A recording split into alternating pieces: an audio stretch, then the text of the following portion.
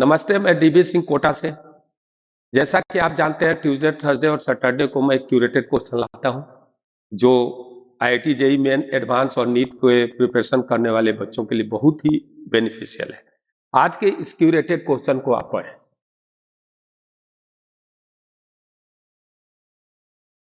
ये सवाल कह रहा है कि free electrons in metal behave होगा, बिहेव्स नहीं होगा, behave like ideal gas, calculate contribution of each electron to the specific heat at constant volume.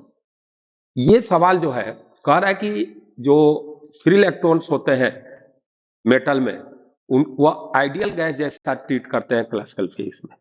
तो मैं बताना चाहूंगा कि ये कहा जा रहा है, तो जो भी आइडियल गैस का लॉ है यहाँ अप्लीकेबल होगा।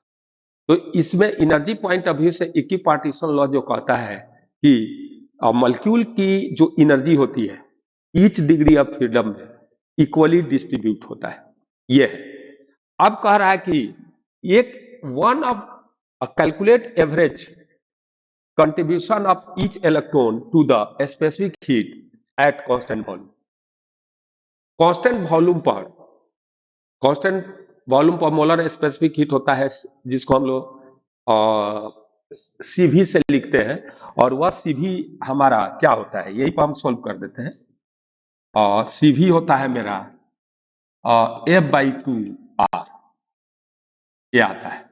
अब इलेक्ट्रॉन को मानना है, तो इलेक्ट्रॉन जो है आपको मोनो एटॉमिक मॉलिक्यूल जैसा बिहेव करेगा।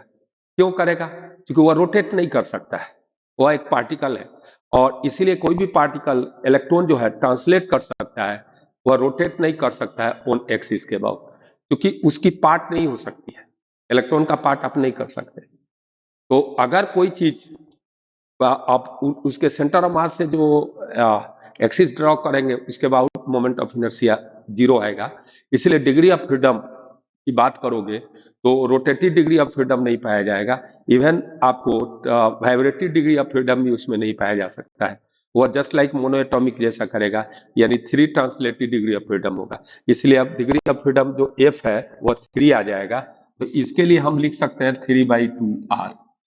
अब देखिए, जब हम डिफाइन करते हैं molar specific heat at constant volume या कोई मोलर स्पेसिफिक हीट, तो वह 1 मोल ऑफ गैस के लिए होता है। तो 1 मोल गैस का ये आपको सीवी है। तो कह रहा है कि सीवी में एक इलेक्ट्रॉन का क्या एवरेज एवरेज योगदान होगा, वह बताना है कि वह कितना। यही कह रहा है, देखिए कि कंट्रीब्यूशन जो होगा एवरेज 1 इलेक्ट्रॉन का। तो भाई हम सीवी जब लेते हैं तो 1 मोल गैस लेते हैं, और यहाँ लेंगे 1 मोल इलेक्ट्रॉन। तो 1 मोल इलेक्ट्रॉन में एवोगाड्रो नंबर के बराबर पार्टिकल्स होंगे, यानी इलेक्ट्रॉन्स होंगे।